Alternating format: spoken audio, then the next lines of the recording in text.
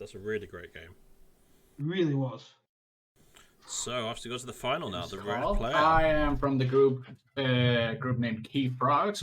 We're pretty awesome. We have a Twitch. We're streaming every Saturday. Come check us out. We're awesome. I'm not spending literally all of my time plugging myself. No. Shut up. Um, and uh, and today I'm gonna be playing a deck named Lavami, something County Gatekeeper, and yeah, I think it's gonna be a really interesting matchup because like both of our decks are very board heavy, and it could really go in each direction. I have a very naughty little epic quest that I like to that I can actually get off pretty consistently because I have a rise and a bunch of sync. So I'm hoping he doesn't use his destroy them all to destroy my epic quests, and I can and that will allow me to make a naughty little third key and allow me to win like that. I really hope that's gonna happen. But otherwise, my deck and like so my epic quest is super strong in this deck actually. It's surprisingly strong. Like literally a third of the matches I win with this deck is due to epic quest, and it's because I can just arise and then pull up 7 sanctum creatures and then just win with that. Um, but I'm really hoping he doesn't save his destroy them all and spend it on that. Um, so yeah, I think that's most of what I think about the matchup. Two board heavy decks, mine with a little kink. Otherwise it could go either way. Oh! Wait, we do have a smack talk session. Oh, nice. Um, um, I don't I haven't really met the guy, but you know he's probably the type of person who boils um bread. That's my insult. There you go. I stand behind that 100% of the time. He boils bread. That's the type of guy he is. I regret nothing. Hello, I'm Crusader. Can touch this as a red player. Today I'm gonna play Nicaea Baku, which is a kind of a unique deck. In summary, what do we have here that's really gathering the attention are 3 mimicries with 2 glimmers that I can use to abuse the opponent's deck to my advantage. A colorless subordination is a nice addition to the deck as well. I have some deck acceleration in old Yerks that allow me to discard the cards that I don't need and draw the new ones. Also, Soldiers to Flowers and Key Charts are a nice addition to the deck, which allow me to do a key cheat and forge a key out of nowhere when the situation needs it. But on the other hand, the Mars is as well quite good in this deck. There are situations when the Mars comes in really handy and allows me to do nasty stuff to the opponent, to say the least. Well, it has some downsides to it. For example, poor Ember control. And the only way basically I can control the Ember are enemies' actions, and my Mars needs Ember. That's really the only thing that allows me to control the Ember of my opponent. Yeah, I think that's it. I did quite a lot of practicing against my opponent. So, what would you like to know?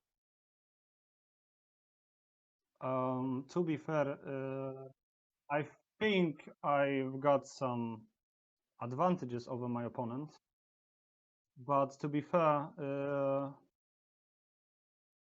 I'm not confident about the win. I never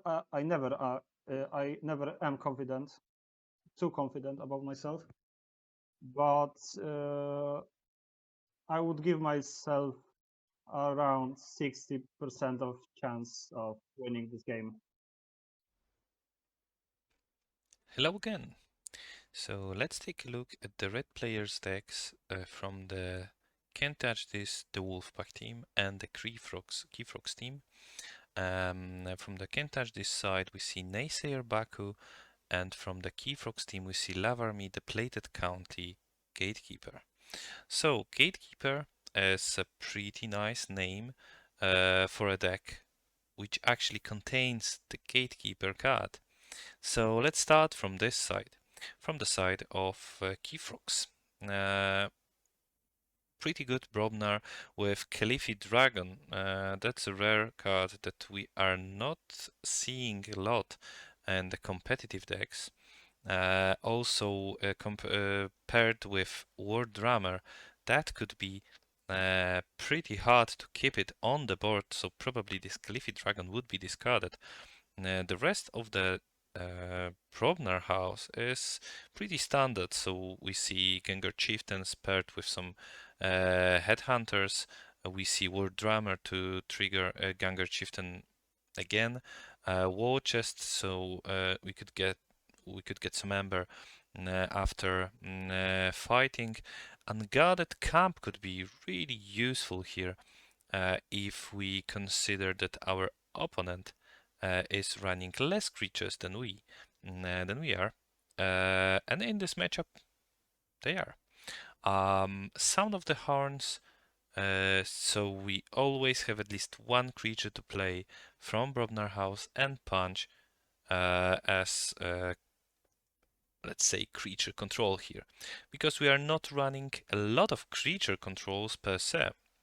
We will be returning our opponent's creatures and our creatures to our hands using double Hysterias, using Fear, and we will be getting back our creatures from Sanctum House with a Rise. You would ask me, why Sanctum creatures? Because we are running Epic Quest here. So this Epic Quest paired with a lot of creatures in Sanctum House, paired with Arise, with double Arise actually, could almost ensure that we will be using this Epic Quest to forge a key for free. So this Sanctum House is built almost entirely around this epic quest. Of course, all these creatures have some potential by themselves, but apart from Gatekeeper, I believe we'll be using them just as a way to trigger this marvelous card from Sanctum, this beautiful artifact that I love to play, and I love to pop this epic quest to gain second or maybe third free key. So as I said before, we have double Arise, double Hysteria, one Fear. So our opponent is basically holding a lot of creatures in their hands because we'll be just returning them almost every time we play this. They will be getting their creatures back. To kill off some creatures, we have Free Fates, we have Red Hot Armor against some heavy armored guys, but what we will be playing here to control our opponent is Ember Imp, Shuffles, and Schuler. So basically we want to Hysteria our opponent, then play Ember Imp, Shuffles, and Schuler, and if they don't have any creature control, they will be playing only one or two cards every turn, maybe two cards. Let's say, because they will be holding a lot of cards in their hand. So that's basically it. We'll be trying to control the board while building this epic quest, and we just have to forge 2 keys, so it should be pretty easy. But take a look at the other side. This deck looks pretty underwhelming. So little to none Ember control, some board control, and this expected Ember is not, ideal, but this deck runs triple mimicries. So basically this deck is as good as the action cards in our opponent's deck. And our opponent is running pretty nice cards. So this mimicry would probably hit this Hysteria almost every time.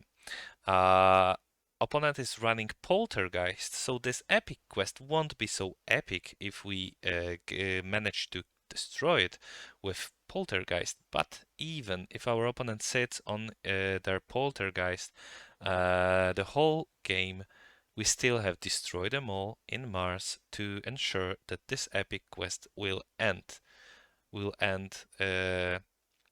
Very quickly, and before the key forging, before the key forging prize. So if our opponent play Hysteria to return all the creatures to our hands, we still have all the Yorks to discard them and go through our deck quickly to ensure that we will draw all the cards we really need. So basically this triple mimicries. And here we also have Witch of the Wilds that ensures that we could play this mimicry during every other house's turn. So the cards that are premium here, but they won't be good in this particular matchup, is Collar of Subordination and Soulkeeper, because our creatures won't stick to the board here. Basically, this Ember Conduction unit won't be hurtful to our opponent because the creatures would be returned almost every round to our opponent's hands. And I believe that this containment field would also be not so premium here. So basically, I would say here that despite our opponent running pretty combo deck, this Naysayer Buck would have a slightly higher chance of winning. I would go with 60% to 40% here. So let's watch the game. Wow. Right, man. We are unmuted and we are ready to go. So at the top we see the 7 card for first player. At the bottom we see the 4 cards. How do you think the start will be? I think that Blessed Crusader should really mulligan here. Glimmer doesn't really do anything, especially with, and does mulligan and doesn't. Oh, doesn't mulligan. That's a big issue here. Correspondation not really going to get much value here, although they do share this. Just Cleanser doesn't really get any value. Not a bad start. Blessed Crusader really should have taken that mulligan, because Glimmer and Soldiers to Flowers are just huge chains here. Discards Collar, doesn't even because he's going for the gateway to complete white board. Makes a lot of sense. Plays Punch, Sound the Horns, gets him a Wardrower, drops the Fire Spitter back, and boom, and I think my headphones are running out of charge, which is not good. That's what I've had that problem before. But we've got a few minutes left of this video, so hopefully. Oh, they've apparently got the exact same cards, but worse. Oof. Plays the Mimicry, uses it to drop 3 Fates, white board, and then Poltergeist, get it for the Amber, then Armor for the Amber, Shaffle's going to do some nice work here. And one thing to remember about this game was it was played during a Keyfrog stream, so you could hear Carl raging in the background moments like this when you see the cap of function, but losing containment field at the same time, getting all that together is really hard. But being able to use Proliferator straight away and archive the carpet fluxion, very good. Destroy them all. But we're going to see an Arise, double Arise. Archives the Arise off Library of Damned, place Hysteria to bounce the Proliferator back, plays Arise to get Shula to steal one and play Shackles to cost another one. But then we're going to see the Archive come straight back out and just immediately wipe that board again. Not a bad use at all, and my headphones have died, so I'm going to have to quickly plug in my The backup. ones. So we've all been there. So as we can see now, we're coming But through. while we're that, let's keep going. Epic Quest comes. There's Epic Quest. Proliferator comes down as well. Marcy's have a little bit of double mimicry. Oh, and there's another mimicry in the discount, which means Glimmer could get some extra, excellent luck here. So, gonna be very interesting to see how this goes down. Plays Epic Quest.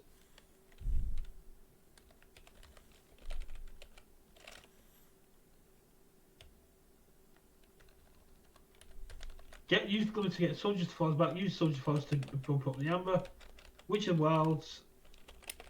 Use Mimicry to use Poltergeist onto the Epic Quest. That is a sad Epic Quest. And then uses Pandemonium to capture a load of Amber. Carl in a lot of trouble here. Blessed Crusader in strong control of the board and the Amber. Crump Headhunter. Ganga Chieftain uses the Ganga Chieftain on Crump to start doing some Amber. Blessed Crusader takes the first key and has excellent abilities here. Is there an argument here to just go Mars and set up that Mars example to start capturing back? This is There's an argument for it. I'm not convinced. convinced. Dustin gets close to the second. He's getting something close to the second key, and here comes the disc. We see a rise. We see Ember Imp, and we see Hysteria. We have no instant removal in hand. Plays a rise to get back the Sanctum. Doesn't go for the disc turn. So we can see that next turn is going to either be a Brobnar or Sanctum turn.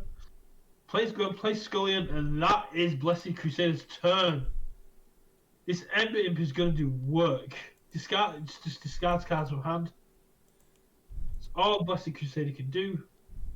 There is nothing in hand that can deal with this Ember Imp. And now the Bulwark comes down to add additional power to it. Francis, Shield of Justice, Sergeant Sequel, which is going to fight into the Scullion. Raiding Knight, Protectrix, Staunch Knight, and a Gatekeeper, which doesn't really do anything here, but it just goes, I have 8 Sanctum creatures. Yes, you could go Scullion and get rid of my Ember Imp, but I'm on check for my first key, and I'll be on check for my second key. Drops Dominator, drops Proliferate. There is an argument here that you go untamed and have to force the fight so that Amber Spire Mongol prevents the reaping. Because as you see here now, Carl just reap. I don't care about your board. But I guess what Blessed Crusader is hoping here is that your Dominators will live, which means Amber Spire Mongol will be protected. This is snaps untamed. Amber Spire Mongol one side, Witch of the Wilds the other. Song of Spring, shuffles back Glimmer, Witch of the Wilds, there's Glimmer, there's Regrowth. Can only play 2 cards. Reap, go, uses Protectrix to reap to water to heal a creature. Because no damage was healed, it means that the creature still dies because you have to heal the creature for the protection. Reaps Blessed Crusader up to 9, so Blessed Crusader gets the second key. However, we can see the Glimmer for the key. The Glimmer for key charge could be good here.